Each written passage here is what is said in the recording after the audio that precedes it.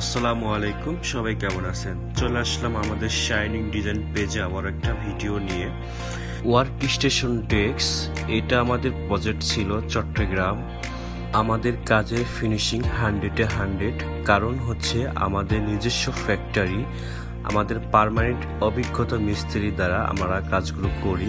আমাদের কাজের ফিনিশিং অনেক ভালো। পুরো সেটআপটা আমি ঘুরে ঘুরে দেখাচ্ছি, আপনারা দেখতে থাকুন, ভিডিওটি ফলো করুন। আর আমাদের শাইনিং ডিজাইন যে পেজটা আছে, এই পেজে আপনারা ফলো দিয়ে রাখুন।